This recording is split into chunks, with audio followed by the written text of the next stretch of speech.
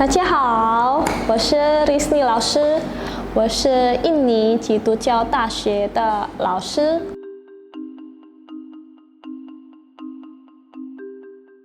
Halo semua, saya Risni, dosen di Prodi Pendidikan Bahasa Mandarin di UKI. Gimana, tadi udah lihat belum video yang tadi? Ya, itu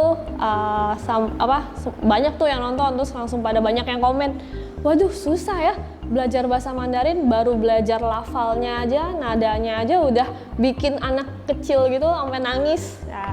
Tapi jangan khawatir buat semuanya yang mau belajar bahasa Mandarin ya. Memang bahasa Mandarin itu bahasa yang memiliki nada ya, nada. Nah, sebenarnya di bahasa Indonesia juga ada nadanya. Misalnya kalau kita mau bertanya, kamu mau kemana? Nah, agak naik kan ya, kamu mau kemana? Nah, itu sebenarnya sama aja. Di dalam bahasa Indonesia ada nadanya. Nah, bahasa Mandarin cuman bedanya bahasa Mandarin itu nadanya itu mempengaruhi arti dari kata yang kita ucapkan. Nah ya, jadi dalam bahasa Mandarin itu nadanya ada 4. Pertama nada 1, tadi nada 1 itu bentuknya datar, ya lambangnya datar. Jadi kita juga bacanya datar, a, gitu, a. Nada 2-nya naik.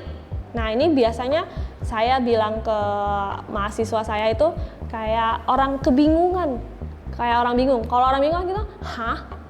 Nah itu nada 2 kayak itu, jadi a, nah itu nada 2, dia naik. Nah untuk nada 3 dia bentuknya mengayun, jadi sama juga kita pas bicaranya mengayun, a, jadi kayak nari ya, bukan nari, apa namanya, kayak nyanyi gitu ya, a. Nah kemudian nada 4 yang bentuknya turun ke bawah, itu bacanya a, kayak orang marah. Jadi menghafalnya seperti itu ya. Jadi kita ikutin lambang nadanya ya. Nah sebenarnya nggak ada yang susah ya. Mungkin susah itu sebenarnya karena belum terbiasa.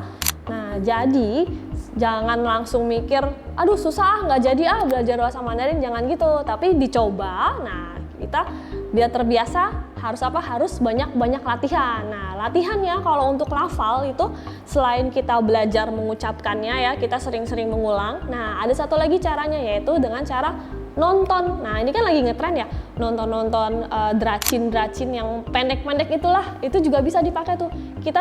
Kita nonton ya, selain ceritanya seru nih. Nah tapi itu juga bisa kita sekalian mendengar ya. Nah mendengar itu kita secara tidak sadar itu menyerap dari dari yang kita dengar. Nah itu juga membuat kita terbiasa. Nah itu salah satu tips and trick ya untuk belajar bahasa Mandarin. Jadi jangan takut dulu ya. Bisa itu karena biasa. Nah cara biar biasanya banyak latihan. Sama ada cara yang lebih seru juga itu, yaitu lewat nonton filmnya ya. Jadi jangan takut untuk belajar bahasa Mandarin, karena bahasa Mandarin itu seru ya. Oke, terima kasih. 大家再见。